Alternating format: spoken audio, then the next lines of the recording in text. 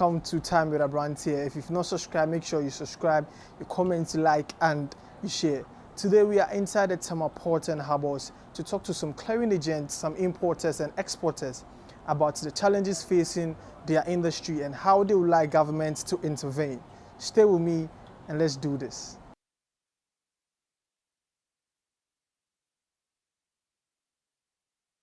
My name is Philip Bedu-Mensah, CEO of Philmen's Maritime Consultancy. We are into freight forwarding, custom brokerage, maritime consultancy, and 3PL logistics and transportation. So the cost of doing business has tremendously increased at the port at the moment for the last 2 or 3 years, and it is having a serious impact on our business. What we are seeing now is the shipping lines have increased their charges. The port community, the port itself has also increased their charges. And then there has been increase in charges on duties, which is affected by the freight rate that has increased due to the COVID-19 pandemic. So all this has come together to affect the industry so much that the cost in doing business for the last 3 years, we can say has increased to about 30 to 40%.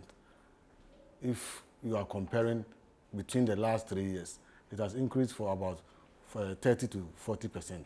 And it is affecting our industry tremendously. And we are calling on government to come to our aid, to make sure that some of the factors that has caused the increments can be addressed by going through a negotiating table or dialogue with the shipping lines, because some of the charges are very contestable, some of the charges are illegal, but they are still charging. And then we are calling on the government to set up a committee to come out with all these charges that the shipping lines are charging, to see which one they can be scrapped off to reduce the cost of doing business at the port.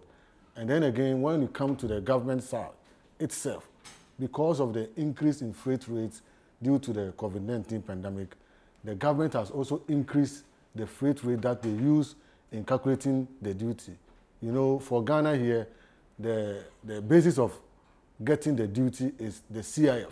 And the CIF is affected by the cost of the cargo, the freight, and the insurance. So since the freight has increased, government has also, or GRA as a body, has increased the freight, which is also has affected the freight rate and then the duty aspect of the goods that we are clearing at the port.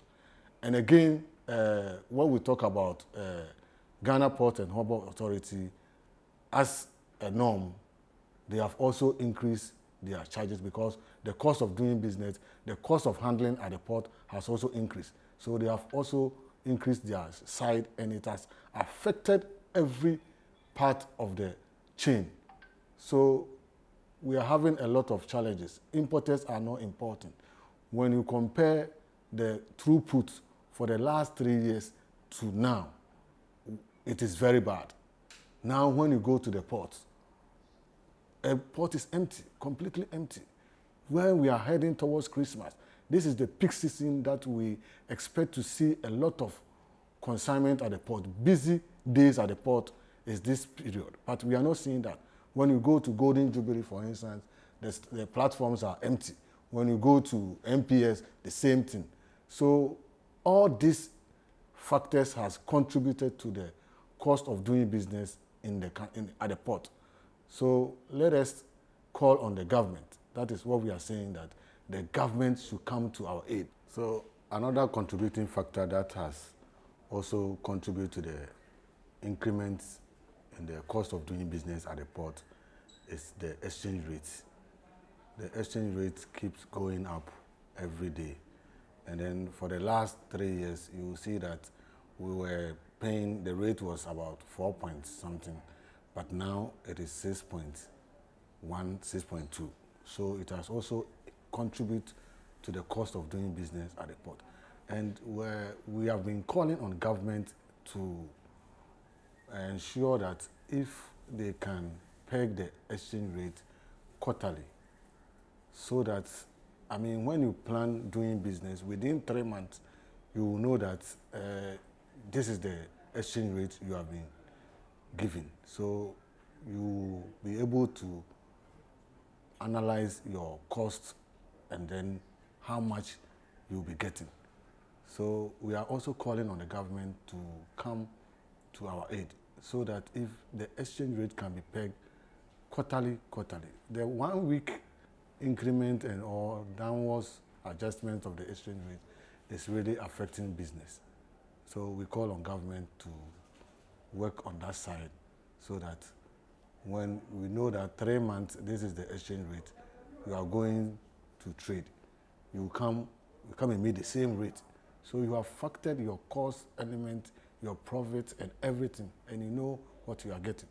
But where every week the exchange rate keeps changing, then you know that you cannot anticipate whatever you'll be getting in the business you are doing. So what we hear in the 2022 budget last Wednesday is the reversal of the benchmark values. This is another serious element that is also going to affect business at the port, because even in the days of this 50% reduction on benchmark and then 30% reduction on ADV, we are still struggling in the industry. Importations are not coming.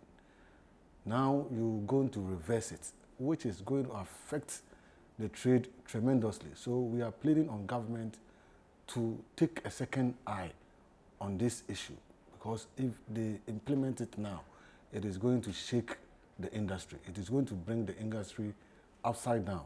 It is not going to help the industry. So we plead with government to ensure that whatever policy that we are doing now, the reduction, we are enjoying it. And then they coming to take it off is going to affect the business.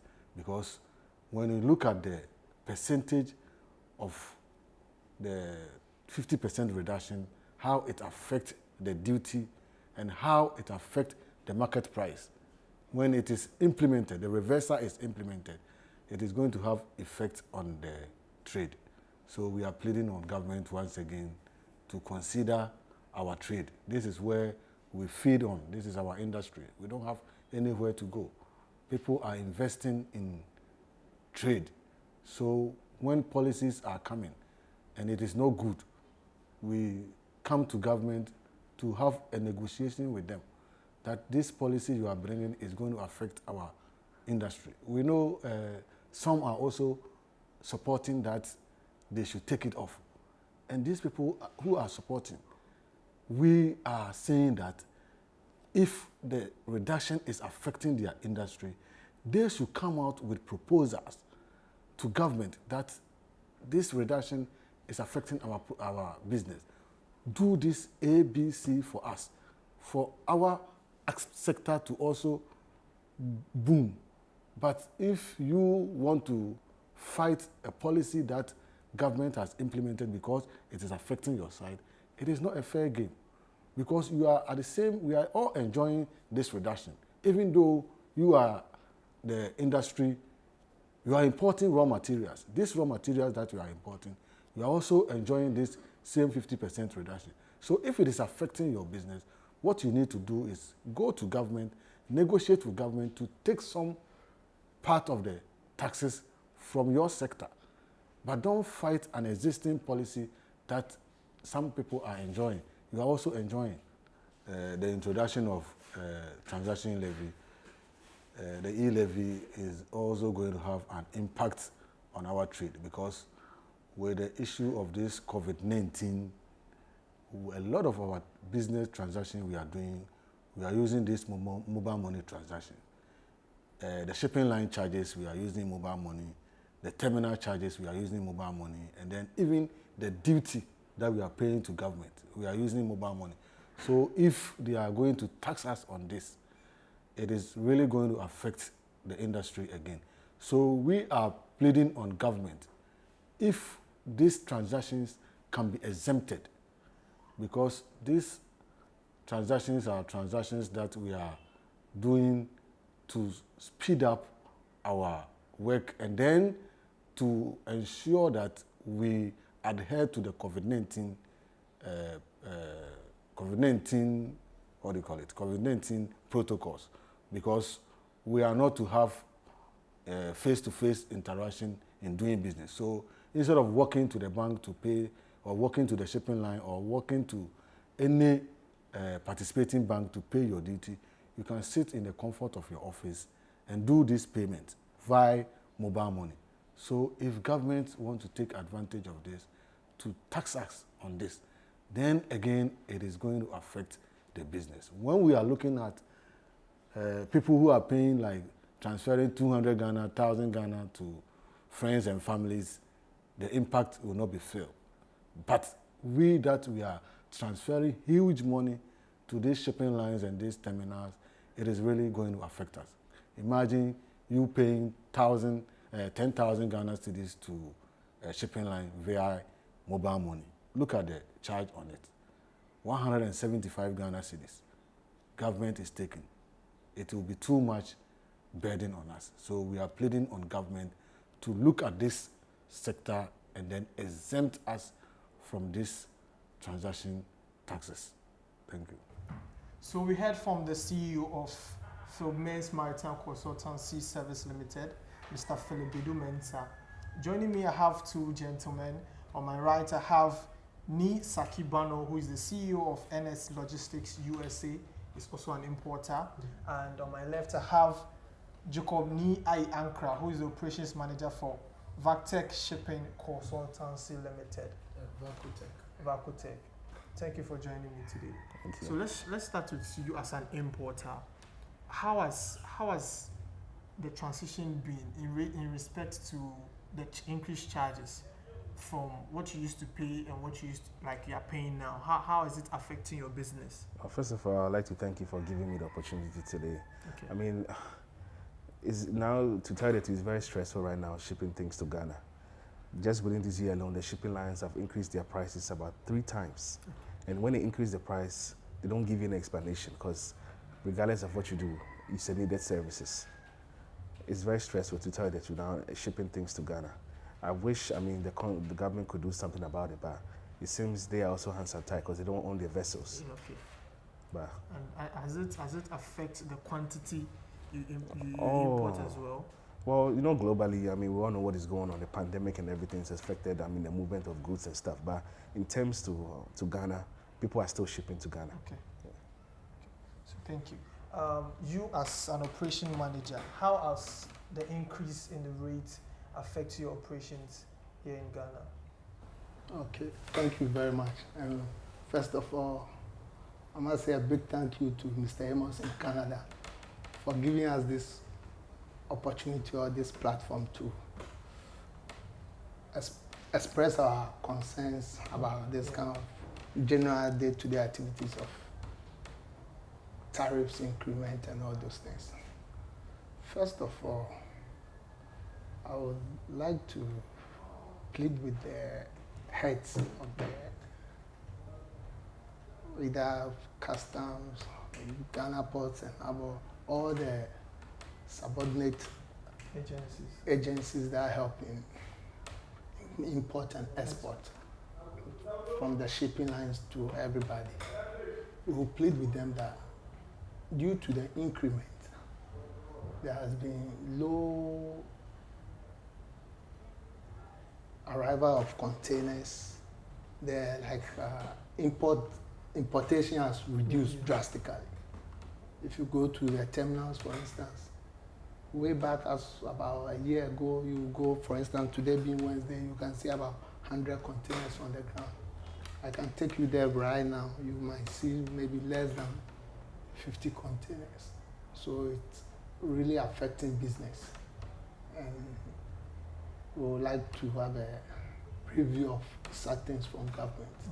So the 2022 budget includes E-Levy, which is supposed to be a tax on mobile money transactions. And we all know now mobile money has become the thing. Money transactions, electronic money transactions have become the thing. Is this another factor that is going to affect your operations, and how do you think the government can help with this E-Levy situation? Yeah, okay. This E-Levy is going to affect business a lot because some of my importers normally send me money through the mobile money, world remittance, something like. They used to send me money from the States because when you go to Western Union, you go to MoneyGram, they have a day limit of maybe $1,000 a day. And because of this mobile money stuff, they have a day limit of like 20,000 Ghana cedis. So if, for instance, you are paying 5,000 Ghana cedis and you are paying tax almost close to 100 cedis, and you are withdrawing 20,000 a day, that's almost 400 cedis, close to $100, which is going to affect business. So we would like to plead with government so that they will scrap this tax, especially on the mobile money. It can be through ATM or that source of, but with the mobile money right now, that's what I would say Ghanaians rely on. Yeah. It makes transactions easy. As late as 10 a.m., 10 p.m., somebody can send you money. You can get a vendor to withdraw and maybe save a life at the hospitals and even globally. So we would like government to have a second look on the mobile money issue. Thank you. And as an importer, sending money to Ghana, are you also affected by, obviously you are affected by the E-Levy, so how would you, in your case too, how would you say this is not helping business? I mean, we welcome the advancement of technology in Africa. I mean, it's long overdue, but it's true. The charges needs to be reviewed, because even in America, I mean, you send $1,000, the government is asking you for ID and a whole lot of documentation. But with this mobile money, it makes it very easy to send the funds back home very easy. But the percentage needs to be reviewed. I mean, we're all in support of the government generating revenues to develop the country. Exactly. You see, but one thing that you know, in Africa, what drives money is volume. You see, so the more volume that you are getting, the more money you are getting. But if you are going to increase, I mean, your percentage of the charges, then everybody's going to go cash. And cash, you know, as of now, you know how the world is. It's not safe to carry that much money on you. So I think the government needs to review the percentage that they are charging on the mobile money transactions. So in conclusion, in summary, what would you say about the rates of import and export duties? And in conclusion, what do you have to say? That I have a big problem with that. Okay. I mean, what are we telling the world that, I mean, in Africa, Ghana in particular, our government is not consistent. Today they tell you this, today they change their mind. We were very happy when they did the 30% reduction on import duties. We all embraced it, we welcome and felt that's a good idea. Anybody who's back home and feel they want to send back something back home, this is a chance for them to do it. Then all of a sudden, you come back and tell us that you are taking that percentage back. I mean, what are you telling the international community? Somebody who wants to come and do business in Africa, that, hey, our government changes their mind. Africa is not business friendly. And this is very bad. Yeah. You see, it's something that now everybody is talking about. In Ghana, we've gone far. When information spreads in Ghana, it's all over Africa. So, I mean, we welcome the government trying to raise taxes because we need money for development and stuff. But I mean, the other ways of making money. You see, it shouldn't purposely be charged on importations in Africa. Build factories.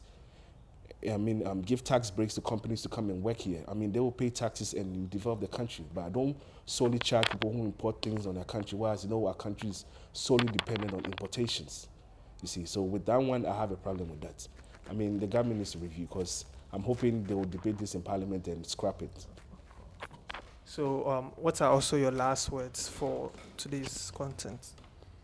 Okay, like my brother already said, they need to have a review of the 30% depreciation that we were enjoying. They need to review it and give it back to Ghanaians, because way back 2016, before the MPP took power, the dollar rate was 4 cedis, if I can remember, or 4 cedis. But now it's 6 cedis. So even government should rather come and say to Ghanaians that, okay, we are not able to maintain or control the dollar. We are rather even maybe helping you 40% depreciation than scrapping it off. Then that means you are killing Ghanaians. Okay. And Ghana will solely depend on import. Yeah. Common toothpick we import. So if you keep scrapping like discounts and kind of tax benchmark values we used to enjoy, and maybe you are now saying that I'm no more giving you the 50%. It's very bad. because I was there and you said this bottle of water, I'm selling it or I'm giving it a tax, I'm taxing it for 1 cedi. I was there, I was paying, fine. And you said, okay, pay 50 pesos for this. Let me clarify something more because Ghanaians, some of them don't understand the benchmark value. And now you said you are going back to the 1 cedi. So is it that we don't have government? Are you progressing or retrogressing? Yes, we don't have good governance or what? Because it's like you are not a man of your words. Consistency. You see, it's like you are deceiving Ghanaians because you tell them that, oh, I will pay 50 pesos for this. I will tax you 50 pesos. Now, after you gain your final term, you say you are going back to the 1 cedi. It is very bad. It's very, very bad. And if we don't take time, it's going to collapse, and even internationally too, it's going to affect our image as a country, because it will discourage investors. People want to come and invest in the country, you know, like production, like the way you the same government talking about entrepreneurship. Some people can bring some kind of entrepreneur skills to help.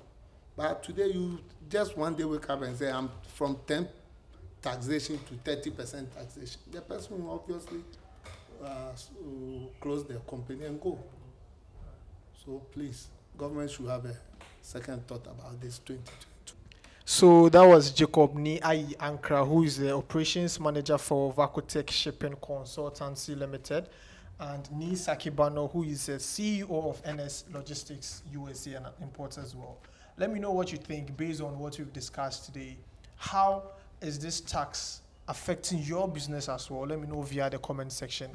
Don't forget to subscribe, like, comment, and share. Time with Abranti Mozi Media. Thank you for joining me. Once again, the name is Philip Bedu Mensah, CEO of Maritime Consultancy. We deal in everything about the ports. Anything you want to import, anything you want to transport, anything export or import will come to us. When you want to do any consultation, we also do maritime consultancy for people who are new in the industry. If you want to do importation, you come to us.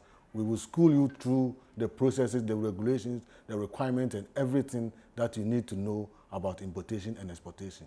So we call on you to count on us to deliver for you.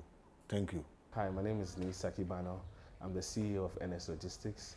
We are car buying and logistics services all across Africa. We ship to Liberia, Gabon, Cameroon, all over the world. So if you need any vehicle or need anything shipped from America to anywhere in Africa, just give us a call or email us at nslogistics@aol.com. Or you can give us a call at US office at 347-820-1858. Or in Ghana, you can call us at 0244-137704. We are all across social media and also on WhatsApp. My name is Jacob Ni Ankra, Operations Manager of Vakutech Shipping Limited. Vakutech is a consolidator company. We do buy, ship, and clearing of cars, and we do export as well, and we do anything concerning freight forwarding, and we are also located at Tema Mariners Club, close to the Long Room. If you want anything in the US, either groceries, anything about any product in the US, Europe, Asia, we are there, both export and import. We do in all globally. So if anything, contact us on 0249431285.